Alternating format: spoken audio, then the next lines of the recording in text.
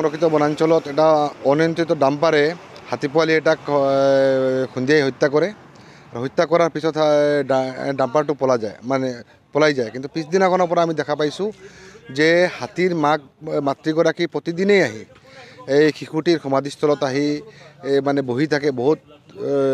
বহুত টাইম বহি থাকে এক হৃদয় বিদাৰক মানে দৃশ্য যিটো বৰ্ণনা কৰিব নোৱাৰি কিন্তু এই দৃশ্যৰ বিপৰীতেই এতিয়ালৈকে হাতী পোৱালিটোক হত্যা কৰা সেই ডাম্পাৰটো চিনাক্ত হোৱা নাই বা সেই ডাম্পাৰটোৰ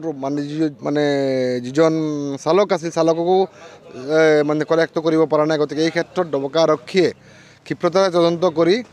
আমি দাবী জনাইছোঁ যে ক্ষিপ্ৰতাৰে তদন্ত কৰি সেই ডাম্পাৰটো চিনাক্ত কৰিব লাগে আৰু চালকজনৰ বিৰুদ্ধে মানে আইনী ব্যৱস্থা গ্ৰহণ কৰিব লাগে সেইকাৰণেই আমি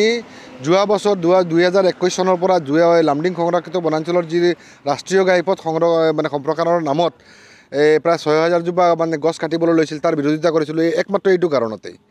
আৰু আমাৰ আশংকা 100% বা সত্য আছিল যাৰ ফলত এই ডবকা সংৰক্ষিত বনাঞ্চলত মানে প্ৰায়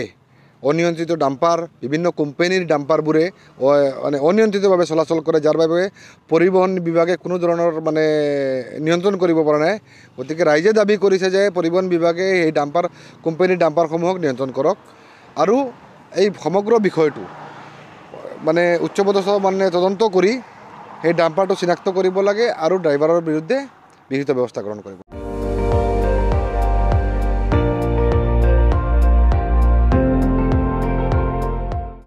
আপুনি চাই আছে ND24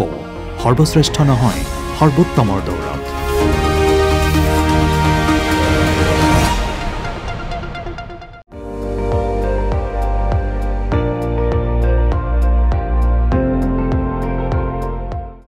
আপুনি চাই আছে ND24